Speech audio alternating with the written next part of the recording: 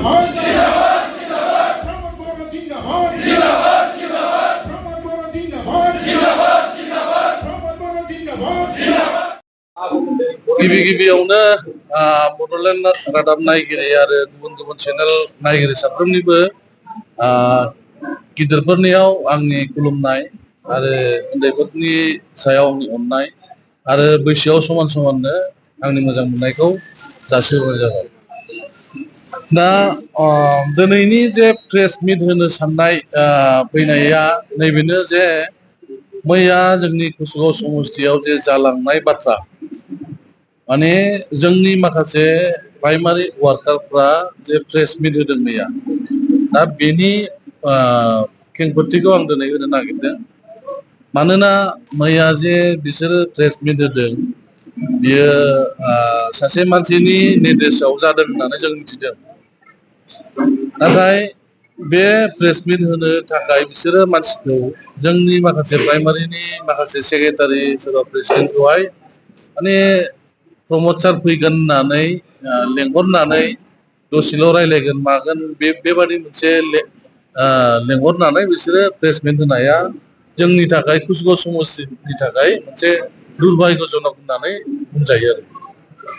दा मानो होनोब्ला माने बिसोरो मुंबो मिथिया माखासे मानसिफ्रा, माने चिफ सार फैगोन नालाय पार्टिनि जे चिफ सार फैगोन बिनि थाखाय बिसोरो फैदों आरो फैनानै जे बिसोरो प्रेस मिट होदों। दा बहायबो माखासे मानसिफ्रा गोनो गोथो जानानै गिदिंफिननो हायाखिसै, मानोना गासिबो जोंनि मानसिजों माने आं हारसिङै थाङोब्लाबो आंखौबा मा सानगोन बिदि सानबाय, बै सासेयाबो बेबायदि सानबाय आं हारसिं ओंखारलाङोबा आंखौबो माबा मोनसे उसुबिदा सानगोन, बेबायदि हिसाबै बायध'थायावहाय थानो गोनां जादों आरो। दा जोंहा बे हिसाबैनो दिनैहाय प्रेस मिट होनो गोनां बायध' जादों आरो जोंनिनो नै थान्दा बाजार प्राइमारिनि सासे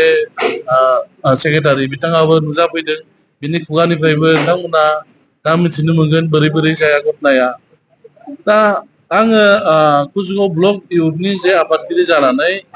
आं बेखौल' फोरमायनो सानो जे जोंनि माखासे मावथि लोगोफ्रा माने मा सानदों मा मादों जों आंबो बेखौ बुजिस'ला, मानि माबायाव बिसोरो बेबादि होदों जोङो मोनदांनो हायाखिसै आरो। खिन्थु आंहा मोनसे फोथायनाय दं जे दिनै बा गाबोननि गेजेराव जुदि जोंनि कुसुगाव समस्तिनि टिकेटआ माने डिक्लेयारा जुदि क्लियार जायोब्ला बिसोरखौबो आङो फैफिनगोन होननानै आंहा मोनसे जेबो बिसास फोथायनाय मोनसे दं आरो।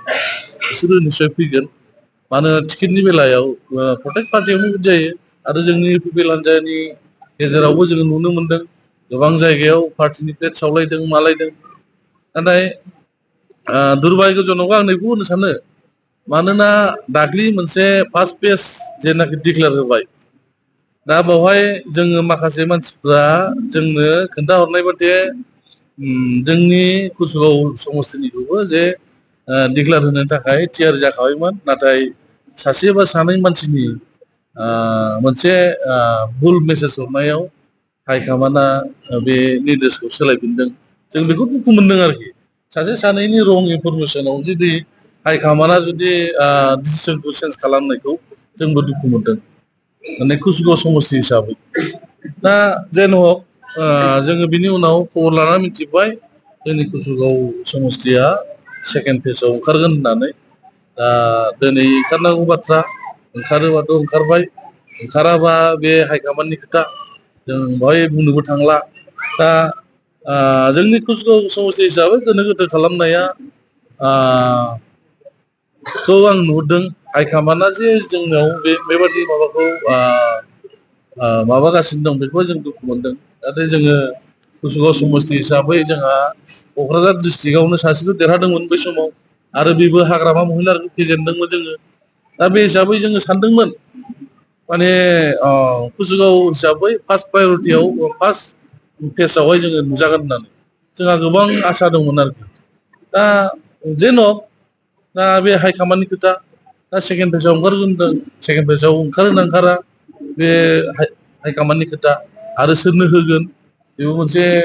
गोनो गोथो जादों। जायनि फलाव जोंनि वार्कारफ्रा गावजों गाव मैयानि दाख्लै जुदि डिक्लेयार खालामोबा मैयानि बे घटनाफ्रा जाया। आरो दिनै जुदि डिक्लेयार खालामोबा दिनैबा मा जागोन दा बेखौ साननो गोनां आरोखि दा हाइकामान्डआ गासैबो खोथाखौ साननांगौमोन दा जोङो बेखौहाय दुखु फोरमायदों जाहाथे दिनैनि दिनाव बेबादि सोरबा दुखु मोननांनाय जाया बेनि थाखायनो आङो दिनै प्रेस मिटनि गेजेरजों आं बेखौ बुंबाय नाथाय मैयानि जे प्रेस मिट होनाय नोंथांमोना हाइकामान्डखौ आं रिकुवेस्ट खालामो बिसोर बिसोरनि प्रेस मिट होनाय बायदि जाया मानोना बेवहाय सासे मानसि लिक खालामदों बे गासिबो बुवाजोब माने नंखाय प्रल'बन होनानै बिसोरखौ लेंहरदों आरो बे समर नार्जारि होननाय सासे बिथाङा दाख्लिनिफ्रायनो मथा मथि बुंनो थाङोब्ला सरकार दाजेननायनिफ्राय बियो गावनि चेयारमेनजों माने थाखानि माबा माबि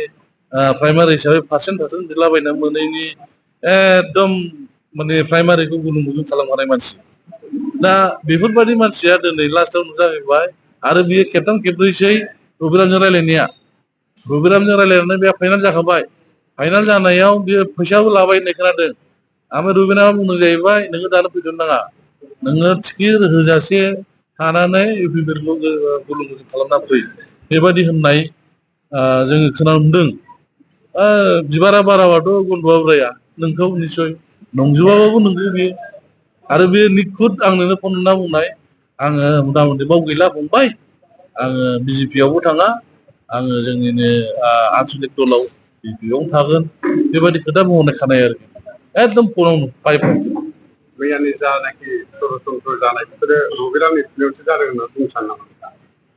दा बुंनो थाङोबाथ' रबिरामानो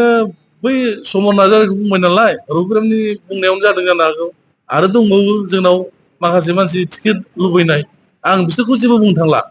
दा नोङो प्रटेक्ट इलेक्सनाव बा नोङो टिकेटनि बेलायाव बेबायदिया लुबैनाय थाखायो आंबो सासे आंबो मोनोबा लुबैयो नङा होमबा सोरबायाबो बिदिनो लुबैनानै माने गावबागाव सार्थनि थाखाय गावबागाव पार्सनेल बेनिफिटनि थाखाय टिकेट मोनाब्लाबो माने ना मोनाब्लाबो दैखौ गेन्दा खालामलांगोन होननाय मोनसे दङना बेबायदि मोनसे धरननि मानसि थायो दा बेनिखायनो हाइकामान्डआ बे प्रेस मिट टेस्टबो होनायफोरखौ जेबो गोनो गोथो जानो नाङा जायखौ जोङो हास्थायदों बेनो टिकेटखौ होनांगौ जोंथ' दा नोङो जोंना देरहानायखौ नांगौ नालाय जोंथ' रावबो जेननायनि थाखाय खामानि मावाना देरहानांगौब्ला जोंहा उकिल मुसाहारि मानोना बे माइन'रिटि भटखौ लानांगौबा उकिल मुसाहारिनि सारा जोंनि कुसुगाव समस्तियाव थानाय माइन'रिटि भटखौ रावबो मोननो हाया हाजार बे सनाजों दुगैना फैदों रुपाजों माना फैदों माइन'रिटि भटखौ मोननांगौबा उकिल मुसाहारिनि सारा रावबो मोननो हाया बे एकदम खाथां आङो मिथिगौ हरनि 12टा 1टा 2टासिम जोङो माइन'रिटि एरियायाव गेलेयो गिदिंहैयो गावसोरनो इनभाइट खालामो दा बेनिखायनो आंहा दृढ़ बिसास माइन'रिटि भटखौ मोननांगौब्ला उकिल मुसाहारि सार नङाबा रावबो गैया बेयाव जोङो गामि दरसेयाव 10 जन मोनसे ग्रुप दाना होदों डेभेलपमेन्ट माबा कमिटि दा बियो ओरैबायदि मोजां जागासिनो दं आदिबासि हिसाबै जोंहा 60-65% जोङो आदिबासिनि भटखौ दिनैनि दिनाव मोननो थांगासिनो दं नाथाय बेबायदि माबाखौ नुनानै जुदि उकिल मुसाहारिनि भट होआबा माबा टिकेट होआबा बेनिफ्राय देरसिन भुल हाइकामान्डआव जानाय नङा आं बेखौ फोरमायो आरो दिनैनि प्रेस मिटनि गेजेरजों आं दा बिथाङा मैया मिटिङाव फैदों मिटिङाव फैनायनि माखासे माबाखौ बिथाङा बुंगोन प्राइमारिनि बे प्रेसिडेन्ट थान्दा बाजार प्राइमारिनि खौरां बड'सा आरो बड'लेण्ड रादाब खौरां बुथुमगिरि बिथांमोनखौ बरायगोरनानै लानाय जाहैबाय आङो थान्दा बाजार प्राइमारिनि अर्गानाइजिं सेक्रेटारि प्रदीप नार्जारि दा मैया जोंखौ प्राइमारि वाइसआव लेंहरजोबदों सेक्रेटारि प्रेसिडेन्टखौ बेवहाय बिथांमोना फोसावदों 14टा प्राइमारि खिन्थु नङा 8टा प्राइमारिल' एटेन्ड जादों बेबो सोरबा दं सासे गैया सोरबा सासे सिंगेल पार्सन फैदों बेवहाय माखासे गामिनि मानसिफ्रासो जमा जानानै एसे बुरजा नुदों आरो बे स्कुलखौ माबा इनभल्भ गैजोबा नाथाय जोंखौबो आंथ' मिथियामोन खुनु पार्टि अफिसाव मिटिं जाग्रालाय पार्टि अफिसाव फैदों आङो बिनि उनावसो मिथिबाय बै खनायावसो मिटिं जों सानदों मा इलेक्सन खाथिखाय एसे खना खनियावहाय रायलायनानै सिबा फैदों माबा मोनसे होलांगोन खोमा होननानै उनावहाय दाना अपजिटसो खोथा ओंखारलांबाय आरो दाना बुङै बुङै दा गोदान नांगौ गोजाम नांगौ सोंनाय फिननाय आंथ' थाबाय गोदान फैयोबा माखासे फुराना मानसिफोर जोंनावहाय गोदान मानसिफोर फैनाय दङ उकिल सारनि मोखां नुनानै बेखौ नुनानैसो बिथांमोना ज' जादों नङाबा ज' जायामोन उकिल बेलायाव ज'बो जायामोन बे खोथाखौ आङो फोरमायथिनानै होदों आरो दा फंसे खोथाया बेल'नो जोंनि प्राइमारिनि साफ्रोमबो प्रेसिडेन्ट सेक्रेटारि AO बिथांमोनखौ आं खावलायो जायनोखि समर नार्जारि बिथांनि खोथा लानानै थांगोन बिथांमोना माने खाना माने गाब्र'हैनाय जोंखौ गाब्र'होनो नागिरदोंमोन बिथाङा ओंखायनो जाय बिथांमोना दिनैहाय फैनो थाखाय बेवहाय फैनो लाजिदों बिथांमोना लासैनो फैगोन माने अफिस फैनांगौ आं बादि मैया आं भुलाव थांफ्लांबाय नङा होमबा भुलाव थांफ्लांदों आं थगायनानै लिंहरजादों बेबायदिनो फैनानै जाहाथे उनाव बिथांमोना आफस जाफैयो आरो जोङो खौसे खामानि मावलाङो बेफोरनि थाखाय एसेयावनो आङो फोजोबनाय जायो